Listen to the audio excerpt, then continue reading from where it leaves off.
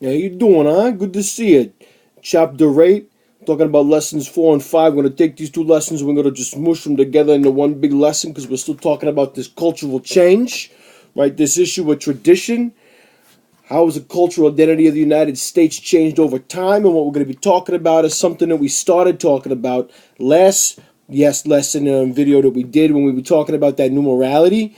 We're going to keep talking about that right now because we're going to be talking about it from this perspective of finding new ways to express yourself, finding new ways to challenge what those old people think, finding new ways to present yourself so that you can, make sure you understand what you're looking at.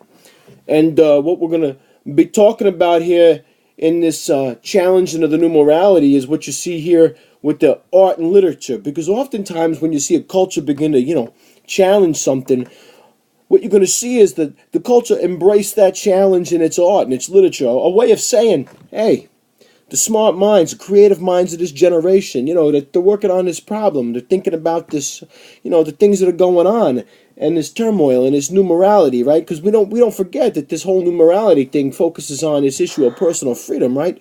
So what you have here is that a bunch of artists and writers are saying, you know what, we gotta take a look at this personal freedom and we gotta figure out a way for us to express that. And we got some painters up here we're gonna take a look at, right? You got painters like George O'Keeffe, who uses landscapes and still flowers to take a look at individual experiences. You got this guy John Marin who does it too with cityscapes.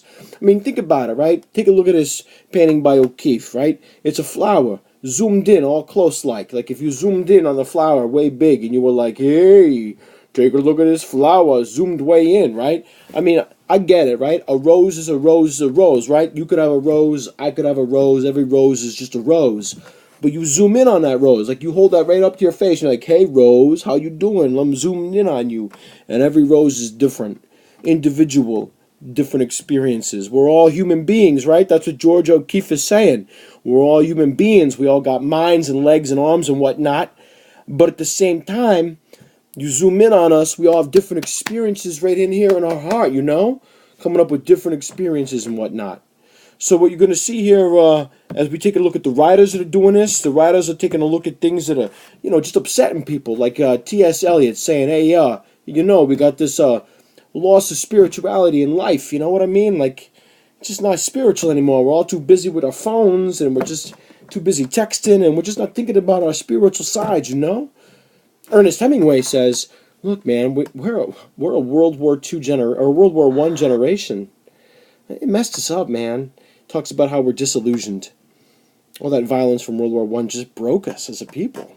Maybe that's why we're so nativist in the 1920s.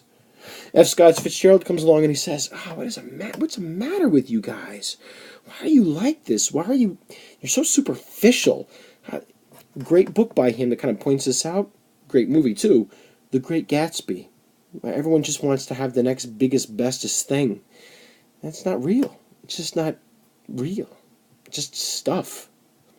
So we've got a lot of writers and artists that are kind of looking at this personal freedom, and they're embracing that personal freedom. And what they're saying is, I got to challenge society. I can't let it get away with this. Right? I gotta push back. I gotta find a different way to make society think about itself.